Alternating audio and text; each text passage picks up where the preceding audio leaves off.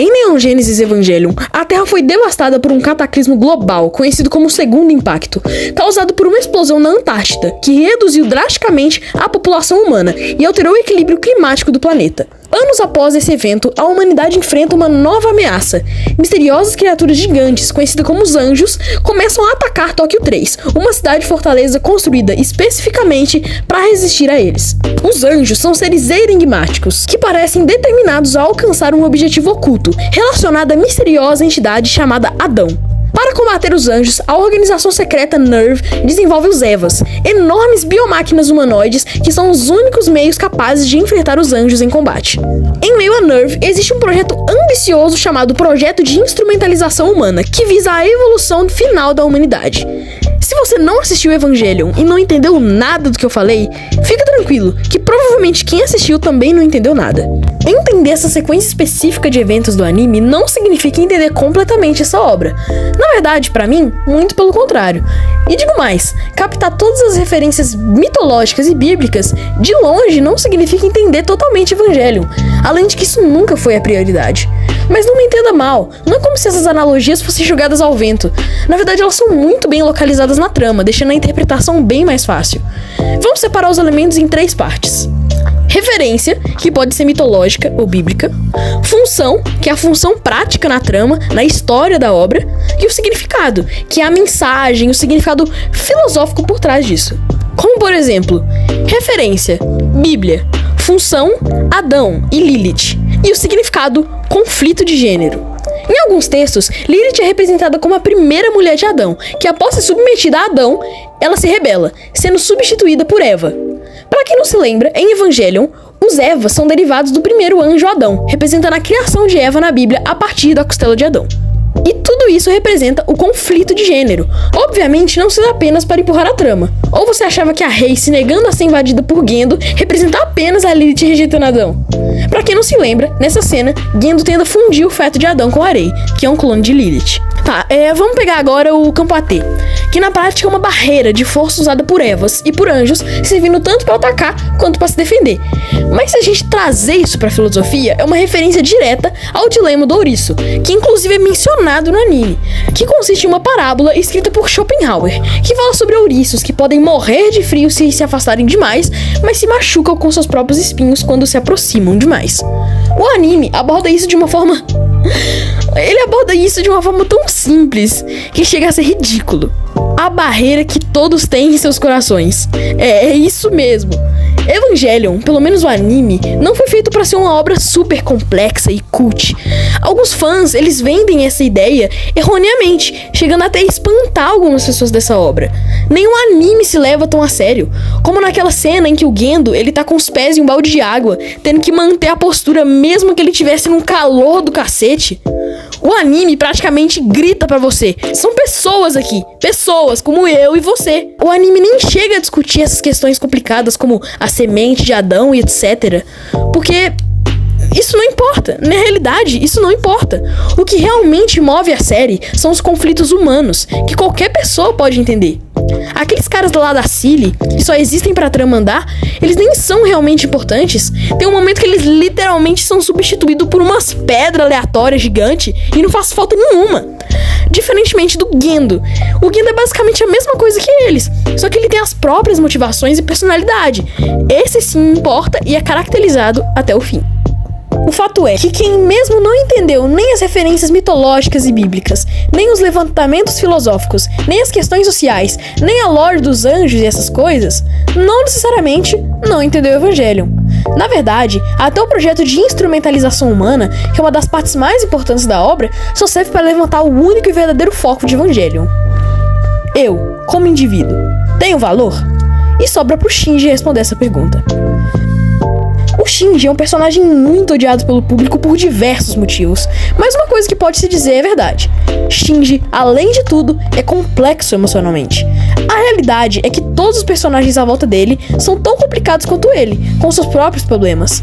Como a Asuka, que revelando o motivo de sempre querer a atenção dos outros, e a Misato, dizendo que odiava o seu pai, mas que acabou se apaixonando por um homem igual a ele. Então é óbvio que quando a verba do anime apertasse e só pudessem fazer mais 2 episódios, a prioridade seria... Existe uma generalização estranha pelas pessoas na internet de que Evangelion só fica bom mesmo depois do episódio 16, é incrível até o 24 e os episódios 25 e 26 são uma merda. Mas a realidade é que a primeira parte do anime não é algo a ser suportado, e sim algo necessário. Essa parte não só apresenta a história e os personagens muito bem, como na minha humilde opinião, é muito boa. Os primeiros 15 episódios sabem se importar até com os mínimos detalhes do objeto principal de Evangelion: os personagens. Essa parte serve para construir personagens complexos, e sem isso, o final de Evangelion seria completamente insensível. O fato das pessoas não entenderem isso reflete logo à frente a rejeição absurda que esses 2 últimos episódios recebem. O que mais se ouve por aí é o quanto esses 2 últimos episódios são ruins e mal feitos, e que de longe isso não foi o foco inicial do autor. Realmente, eu não discordo da parte externa, de que a verba desses 2 últimos episódios foi baixa. Mas é óbvio que você tá errado em dizer que só pelo baixo nível de produção, o resultado se torna ruim. Na verdade, muito pelo contrário, os rascunhos e storyboards que aparecem nesses últimos episódios só exaltam a verdadeira natureza do propósito do criador. E eu amo esse final. A metalinguagem usada nesse final é sensacional. O anime literalmente escreve na tela: não temos tempo para isso, vamos para os personagens. Foi o que eu disse, prioridades. Isso deve ser o que mais incomoda o público. O fato do final não ser algo gigante, incrível e megalomaníaco, e sim um movimento sensível e intimista, que sempre foi o foco. Apesar da falta de qualidade técnica aqui, esse final entrega o que o autor queria desde o começo. O Shinji nesse final entende que ele realmente é, não como função, piloto de Eva, que era como ele se via, e sim como um indivíduo. Ele só existe por meio das outras pessoas. Ele aprende a se amar por meio da fala de Rei e Anami. Se você não for capaz de se amar, jamais será capaz de amar ou depositar sua confiança nas outras pessoas. E quando o Shinji finalmente entende, ele simplesmente solta a frase mais incrível desse anime: é isso! O que eu acho que sou, sou eu. Eu não sou nem mais nem menos que a soma da consciência de mim mesmo. Eu sou eu. E eu quero ser eu mesmo. Eu quero continuar existindo nesse mundo. Eu mereço viver neste lugar. Alguém que odeia a si mesmo não consegue amar. Não pode depositar sua confiança nos outros. Eu sou um covarde. Sou um covarde, sorrateiro e fraco. Não é, só se pensar que é. Mas se você se conhecer, você poderá cuidar de si mesmo. Eu odeio a mim mesmo, mas talvez eu possa amar a mim mesmo. E talvez a minha vida possa ter um valor muito maior. É isso. Eu sou nada mais, nada menos que eu mesmo. Eu sou eu. E eu quero ser eu mesmo. Eu quero continuar existindo neste mundo. Eu mereço viver neste lugar.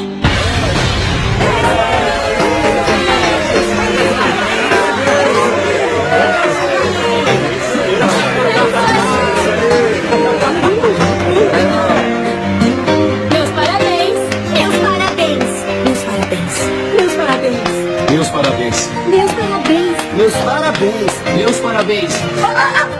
Meus parabéns. Meus parabéns. Meus parabéns. Meus parabéns.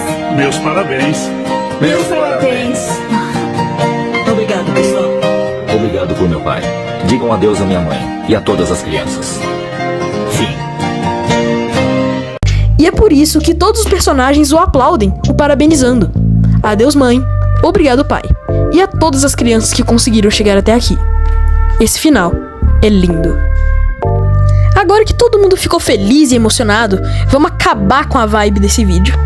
O filme The End of Evangelion nos mostra tanta coisa, como o reflexo do ódio do público no Shinji, sendo extremamente agressivo durante todo o filme, como na fatídica cena do hospital que... eu não preciso nem comentar sobre. O Ano, o criador de Evangelion, ele fica frustrado pelo público manifestando ódio e ameaças contra ele e o estúdio, dizendo como esse final foi preguiçoso, mesmo que a equipe de Evangelion tivesse dado mais do que o seu máximo para entregar um final bom, emocionante, otimista e acolhedor. E por isso, The End of Evangelion acaba com mais de uma das agressões de Shinji contra Asuka. Para o público que não percebeu que a redenção do Shinji anteriormente tinha sido o afeto, então talvez a única possibilidade da vida seja machucar as pessoas. Muito obrigado a todo mundo que chegou até aqui. E sem a ajuda do canal Quadro Branco, eu poderia não ter conseguido fazer metade disso aqui. Deu muito trabalho escrever esse roteiro e editar esse vídeo. Então, se você puder seguir aí pra me ajudar, eu vou ficar muito grato. Eu amei o final desse anime e também amei o final desse vídeo. Então, até breve.